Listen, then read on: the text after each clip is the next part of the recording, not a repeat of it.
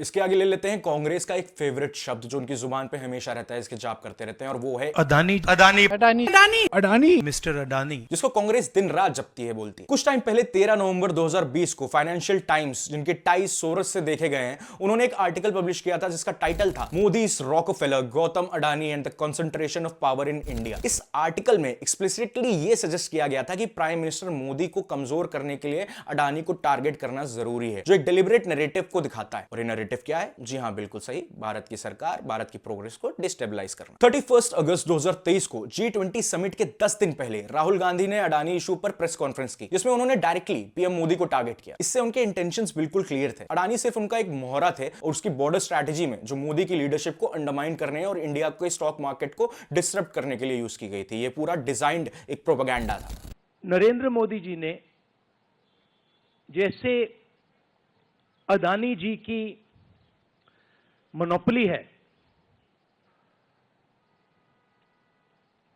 Ports पर, infrastructure पर, defence में, वैसे नरेंद्र मोदी जी ने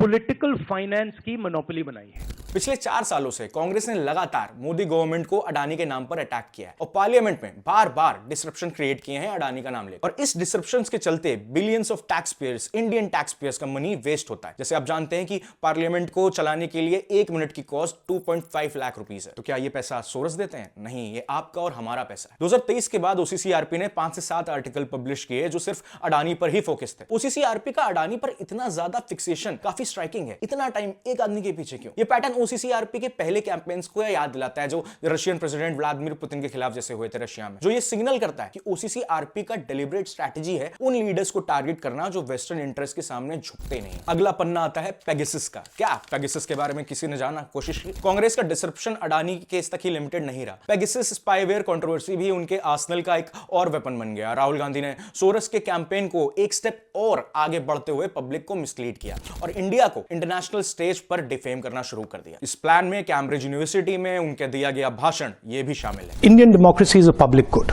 okay, because it is by far the biggest democracy.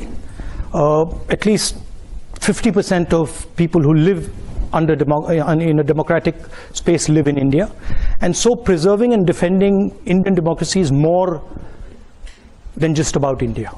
यहां एक नोटवर्दी कनेक्शन सामने आता है। जो मटेरियल कांग्रेस ने पेगासस कंट्रोवर्सीज में यूज किया वो सब भी ओसीसीआरपी द्वारा ही दिया गया था। 2021 में मॉनसून सेशन के बिल्कुल पहले ओसीसीआरपी ने स्ट्रैटेजिकली मल्टीपल आर्टिकल्स 2021-2022 के बीच में रिलीज किए पेगासस स्पाईवेयर पर। इन आर्टिकल्स के timing specifically Indian parliament session से पहले था ताकि वो उन सेशंस को डिस्टर्ब कर सकें। ये आर्टिकल्स खास तौर पर मोदी गवर्नमेंट को टारगेट कर रहे थे, जिससे कांग्रेस को पार्लियामेंट में डिसरप्शन क्रिएट करने की एम्यूनिशन मिल गई। फिर 19 जुलाई 2021 को जब ओसीसीआरपी की रिपोर्ट को पब्लिश किया गया, उसके एक दिन बाद ही राहुल गांधी ने इस मौके का फायदा उठाते हुए सेंटर पर एलिगेशन स्टार्ट कर दिए। 26 अगस्त 2022 को इंडिया की सुप्रीम कोर्ट ने इन एलिगेशंस को डिसमिस कर दिया और एक बेसलेस नैरेटिव को खत्म कर दिया जो गवर्नमेंट को डिस्टेबलाइज करने के लिए चलाया गया था। कोविड वैक्सीन के बारे में तो आप सबको पता ही होगा, जब भारत ने अपनी खुद की वैक्सीन निकाली, इसमें भी राजनीति की गई कांग्रेस द्वारा, राहुल गांधी द्वारा। जिस वैक्सीन से देश की रक्षा हुई उसको इस तरह से डिफेम किया गया जस्ट बिकॉज वो मोदी सरकार ने लाई है। राहुल गांधी की शेमलेसनेस तब दिखी जब उन्होंने ग्लोबल वैक्सीन क्राइसिस के दौरान इंडिया के खिलाफ ही मोर्चा खोल दिया। जब दुनिया को वैक्सीन की इतनी सख्त जरूरत थी और इंडिया की vaccine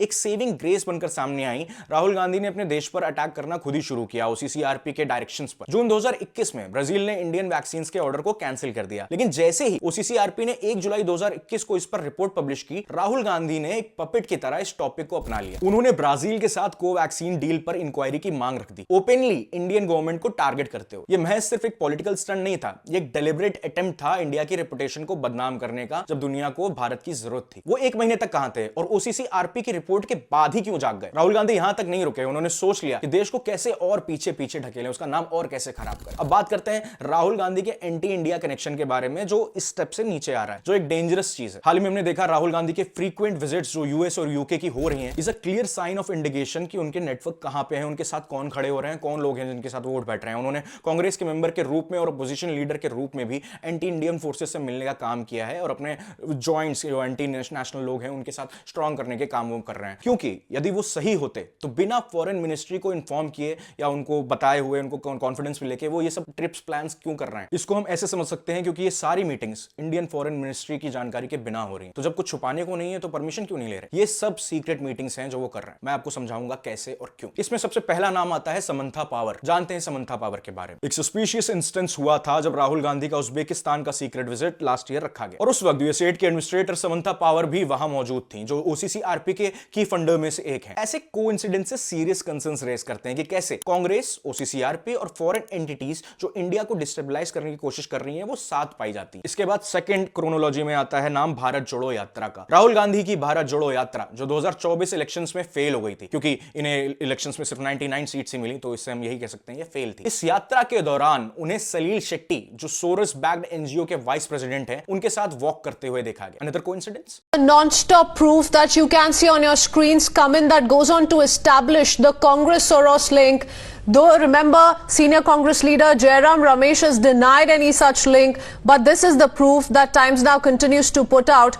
On one side of your screens, the right side, you can see how Salil Shetty, the vice president of Open Society Foundation, can be spotted with Rahul Gandhi. ये उनके George Soros के साथ ties को दिखाता है। शेट्टी जो भारत की sovereignty के काफी वोकल क्रिटिक हैं, राहुल गांधी और एंटी इंडियन फोर्सेस के बीच के ट्रबलिंग नेक्सस को और ज्यादा सॉलिडिफाई करते हैं। लैडर में तीसरा नाम आता है मुशफिकुल फजल अंसारी का। राहुल गांधी ने हमेशा इंडिया के इंटरेस्ट को इग्नोर करते हुए एंटी इंडियन एलिमेंट से मिलने का ही काम किया है, खासकर जब वो अपनी अब्रॉड मीटिंग्स में जाते हैं। इसका एक सबसे डिस्टर्बिंग इंस्टेंस था जब उन्होंने मुशफिकुल फैजल अंसारी से मिलने का फैसला किया। कौन है मुशफिकुल? मुशफिकुल एक बांग्लादेशी जर्नलिस्ट हैं जो ओसीसी आरपी से जुड़े हुए हैं और इंडिया के खिलाफ एजेंडास को प्रमोट करते हैं। वो बांग्लादेश बेस्ड वीएनपी का की फिगर हैं और उनका नाम बांग्लादेश में हिंदुओं के मैसेकर से भी जोड़ा गया है। इतने सारे अलार्मिंग कनेक्शंस के बावजूद क्या राहुल गांधी को पता नहीं था वो किससे मिल रहे हैं, या उन्हें कोई हेजिटेशन ही नहीं हुई ऐसे लोगों से मिलने में जो इतने घिनौने एक्ट्स में इन्वॉल्व हैं, या वो चाहते हैं कि हिंदुओं के साथ जैसा बांग्लादेश में हुआ वैसा यहां भी हो? एक नाम आता है आनंद मगनाले का। इसमें राहुल गांधी के कनेक्शंस हमेशा सीरियस क्वेश्चंस रेज करते हैं। मगनाले जो एक जर्नलिस्ट हैं ओसीसी आरपी के साथ इंडिया में बसे हैं और 2021 में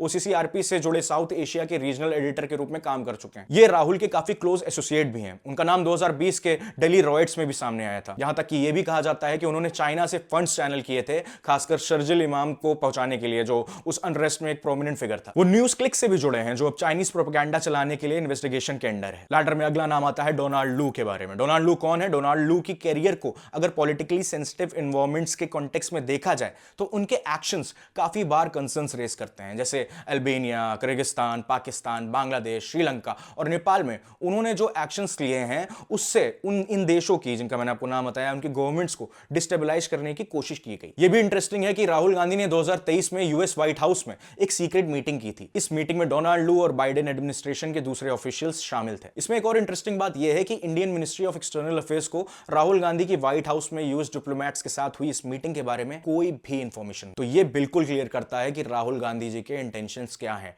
इंडिया को डिवाइड करना और फॉरेन इंटरवेंशंस की मांग करना कोई नया प्लॉट नहीं है ये, बल्कि एक लंबी प्लानिंग का एक छोटा सा हिस्सा है।